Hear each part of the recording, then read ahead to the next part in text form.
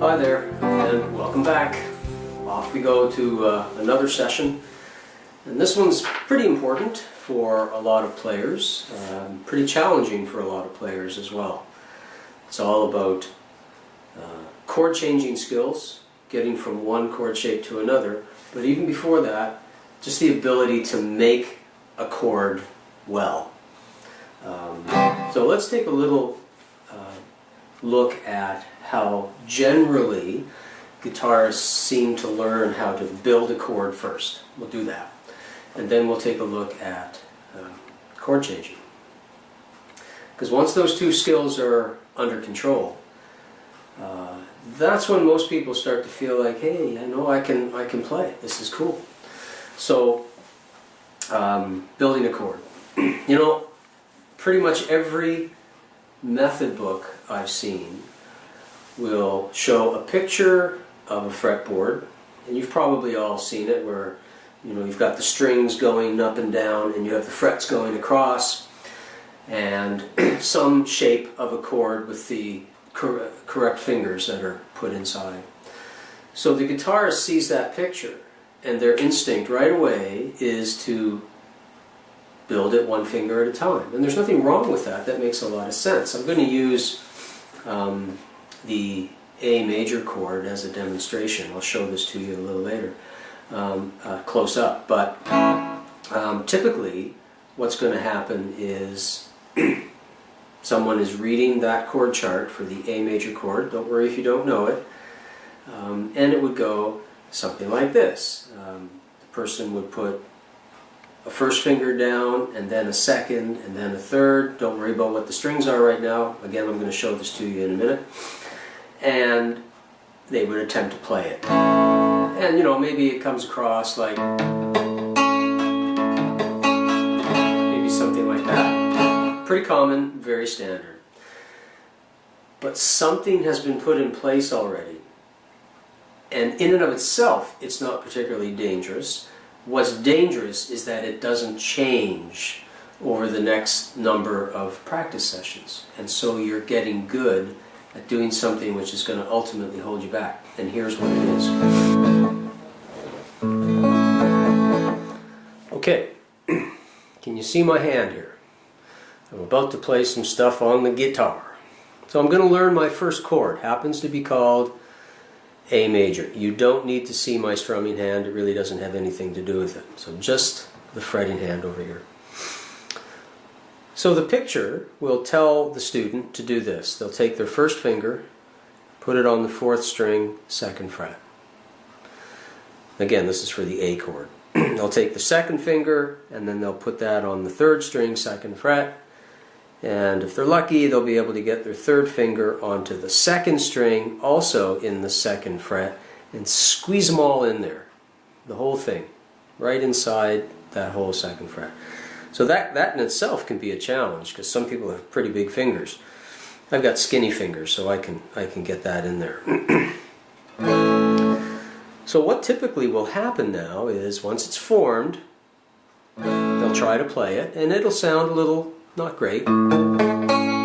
That's okay, that's part of the process, and that's not really the issue today. The issue is what happened here. Because when the student either leaves a lesson or closes that book that they're looking at, what do you think they're going to do when they get home? And they're going to try to build that chord again. I'll tell you what they're going to do. Here's what they're going to do. They're going to take their first finger, and they're going to put it where they need to, and their 2nd, followed by their 3rd. Okay, that's fine. You need to do that. Give your brain time to learn how to build that chord.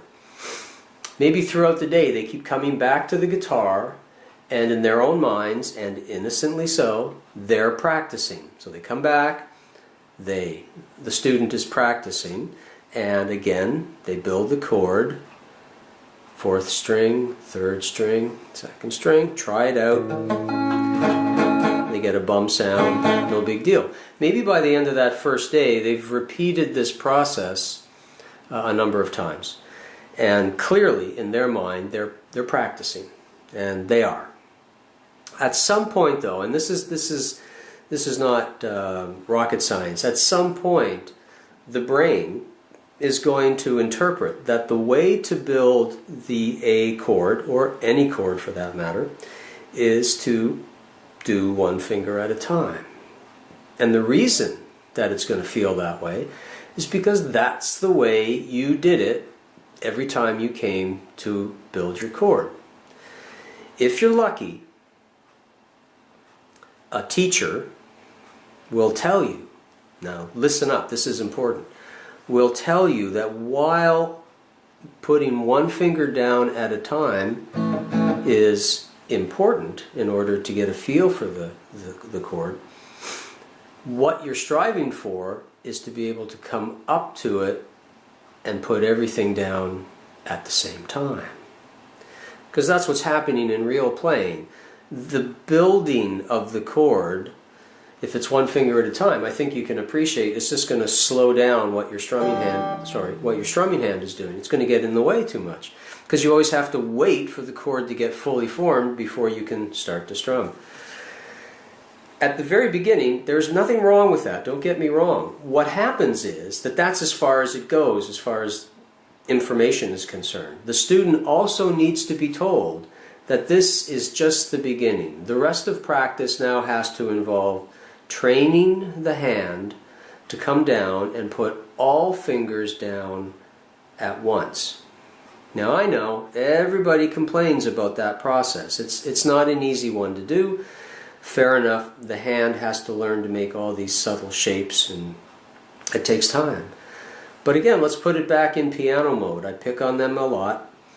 When a student in piano reaches out to create a chord, you'll have to pretend there's a keyboard right here, their hand automatically sort of molds to the location of where the different keys are for that particular chord, and those fingers hover over those notes for a brief moment just before the piano player pushes them all down, unless it's called for to be played one at a time. Okay? They will reach for the whole chord in whatever distorted shape the hand needs to make, find those notes, play them. This is exactly the same thing you're doing in guitar, or I want you to do in guitar. Now, again, don't get me wrong, it's a slow process, I get that. But the problem is that if you keep doing the building, the one finger at a time itis, I call it, and that's the way your brain thinks about building chords, here I am building a whole bunch of them one finger at a time. If that's the way your brain thinks about it because that's how you've been doing it, well, guess what? You're going to get really good at doing it really inefficiently. Okay? And we don't want this. What you want is this. You see that? That's an A, a D, a G, a C, an E minor, an F, another G. You know, this is what you're looking for when you're changing chords. You're not looking for this A, D, G, E, bar, and then the other fingers for a bar chord if you're working on those. You're looking to get everything down at the same time. The fact that you have to struggle with it, it's not entirely your fault, it's physiology. It's habit. The only reason people are able to throw chords down so quickly when they're playing tunes and grab things is habit. They've been at it a lot, and somewhere in the process they've come to enjoy doing it. So you do have to do that.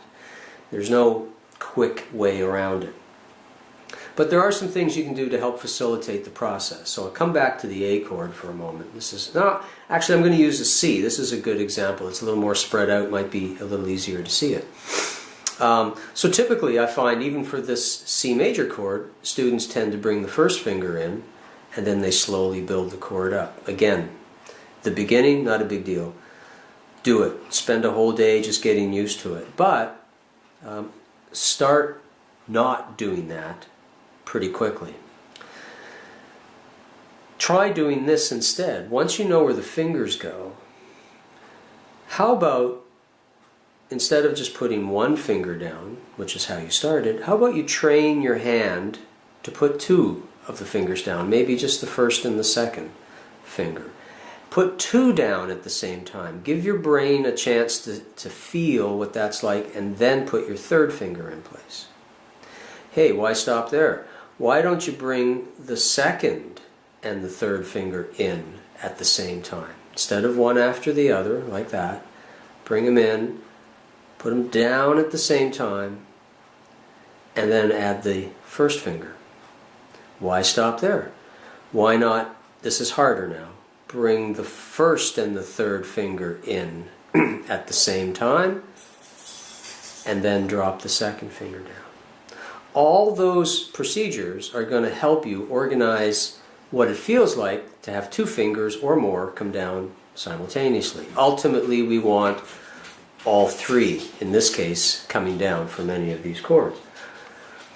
That's one approach that you can take. If you're the kind of student that has gotten used to building chords, I think my dog's wandering around here, making a lot of noise. If you've been playing for a while and you've gotten used to this process, very often I'll tell a student, start doing the reverse. Instead of going first, second, third, build the chord 3, 2, 1. Do it backwards for a while. It's going to feel very weird because you're asking the weaker finger, this guy, to come in first. Right? So what we're looking for are strategies to either prevent you from developing bad habits in the first place, or strategies to help alleviate bad habits that have developed. So the same procedure will apply for any chord. You know, there will be little subtle changes according to the shape and whatnot, especially when it comes to bar chords. So a lot of people put maybe the bar first and then try to do the fingers, or they'll put the fingers down first and then bar. You've got to be able to grab it all at once. And of course in my studio I spend a lot of time with students on these exact strategies to make sure that they get it right. So we're just scratching the surface here. Okay, so that's building a chord. Try to get it all at once. Don't worry about the sound so much. Leave that aside for a moment. And really concentrate on how you're choreographing your fingers coming down. If you catch yourself, excuse me, if you catch yourself doing one finger at a time, remember that that is not your goal. You have not learned to build that chord right now. Your goal is to get all the fingers down at once. So what's happening real close up? If you could slow down real style playing, I'll play a little bit here. I can actually play it. Check this out. I'll play G, D, I don't know, I'll just make something up here. So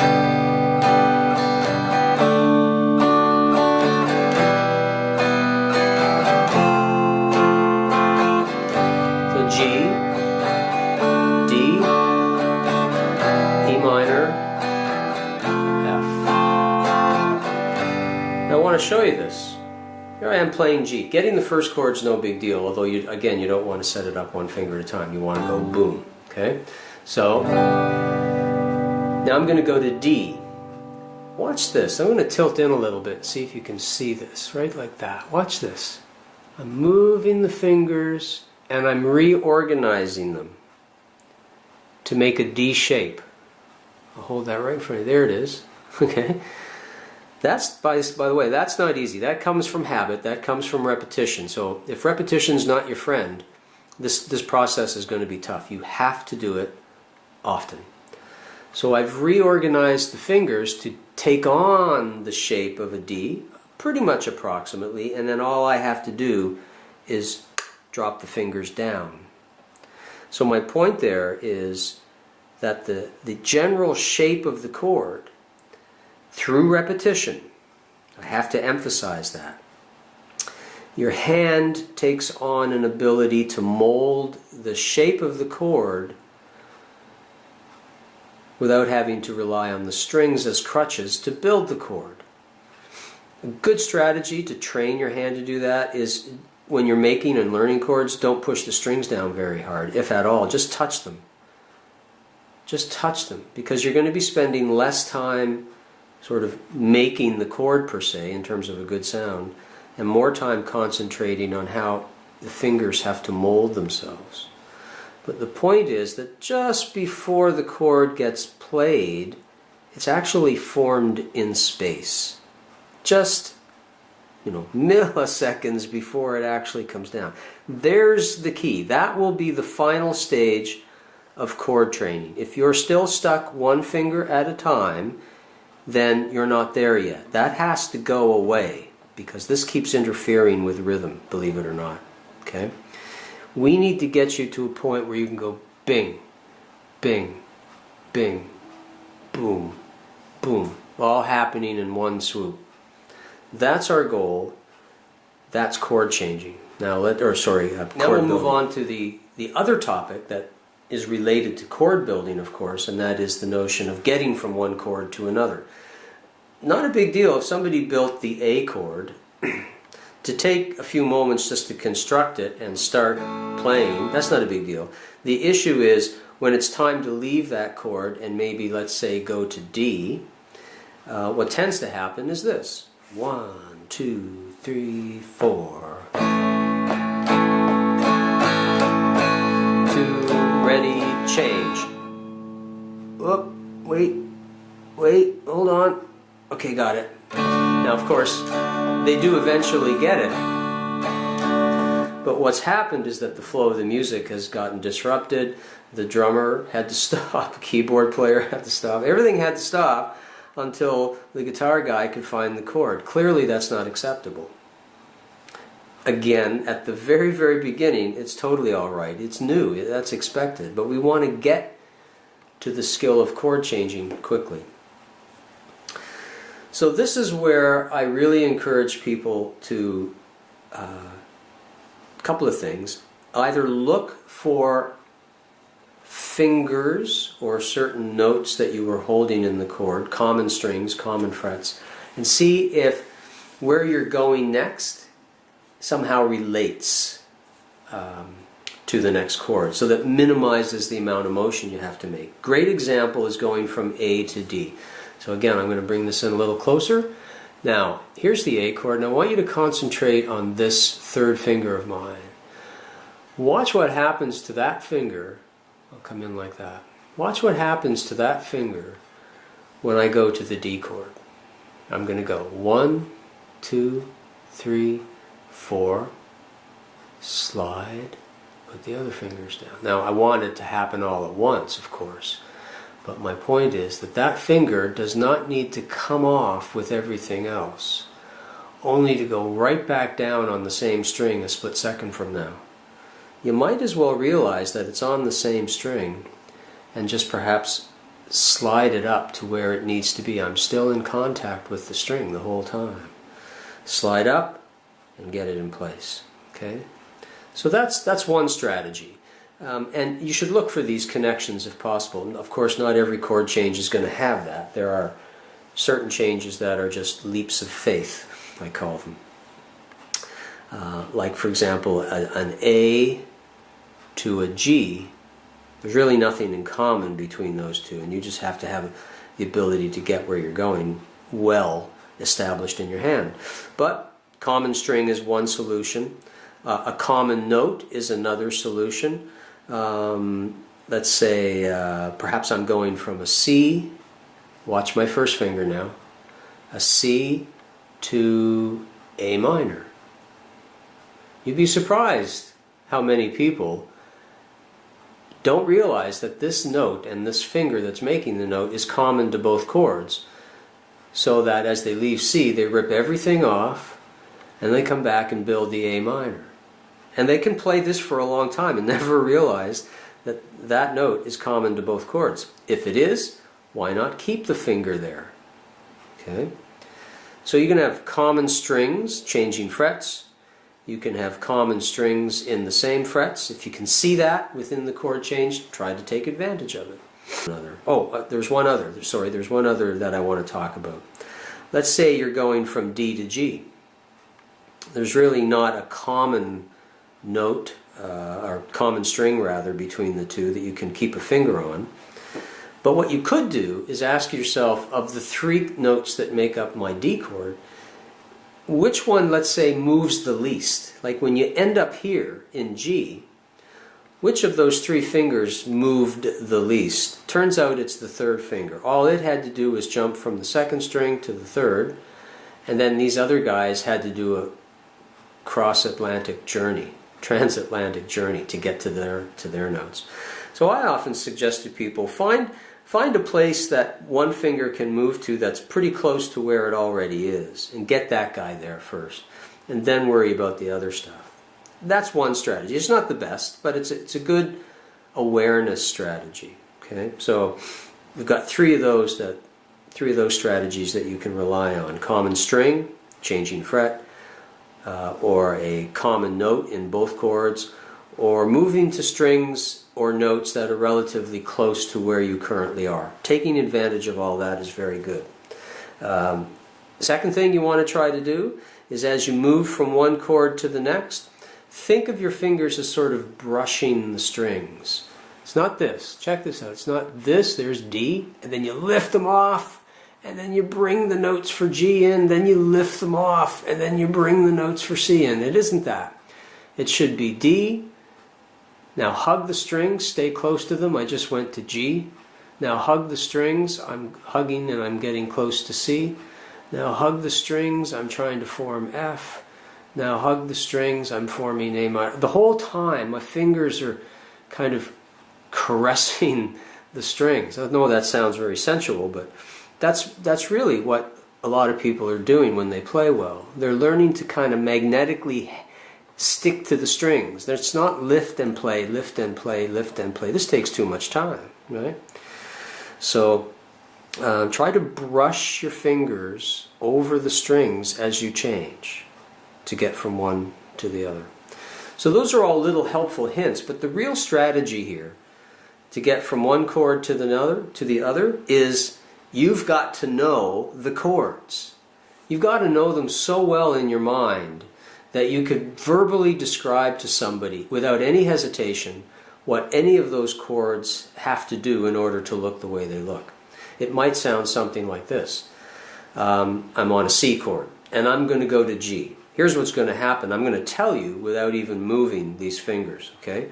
My third finger, this guy, is going to go down to the first string 3rd fret. My first finger is going to the 5th string 2nd fret, and my second finger is going to the 6th string 3rd fret.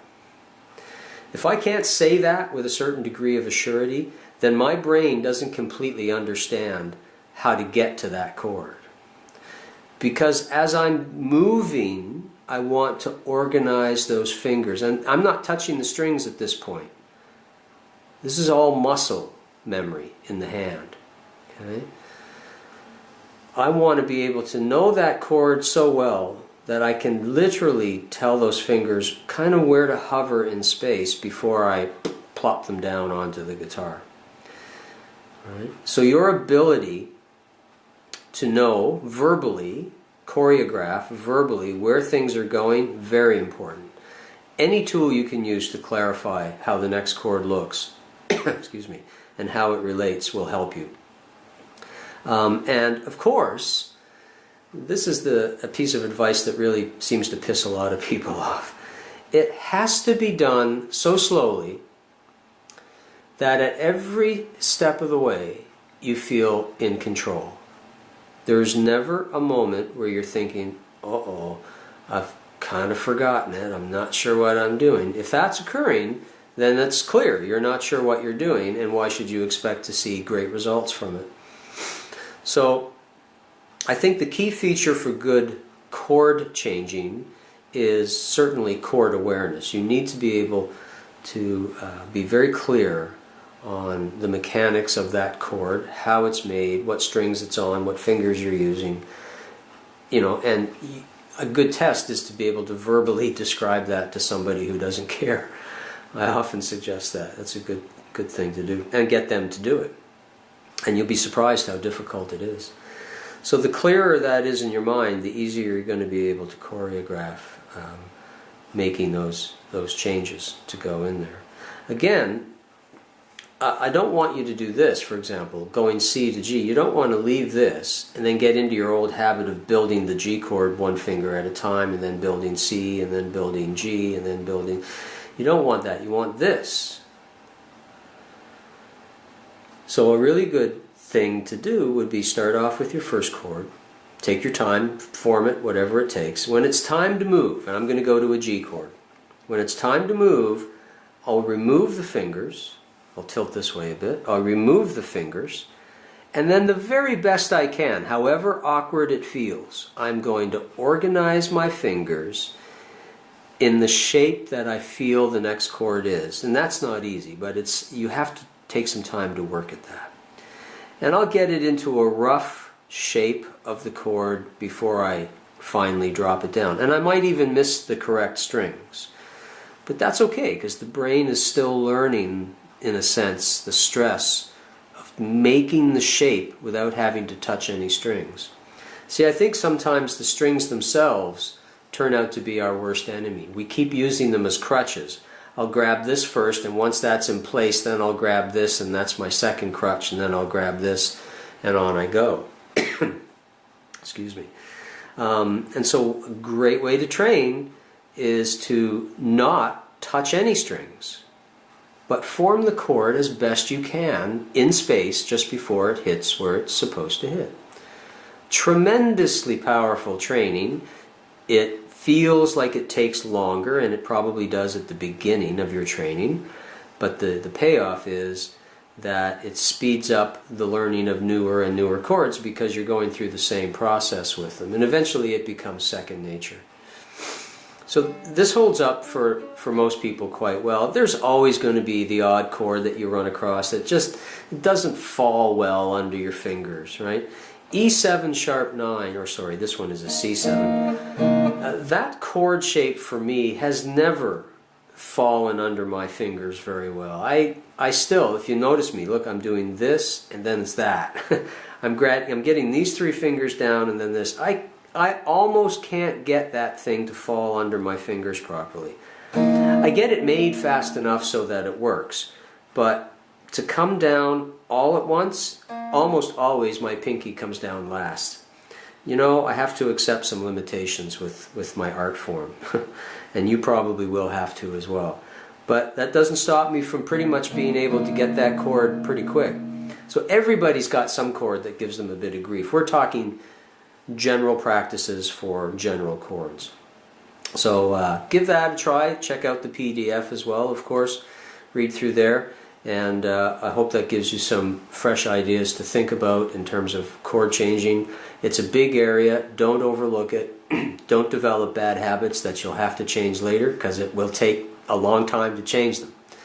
And I hope you do well with these ideas and implement this stuff as quickly as you can.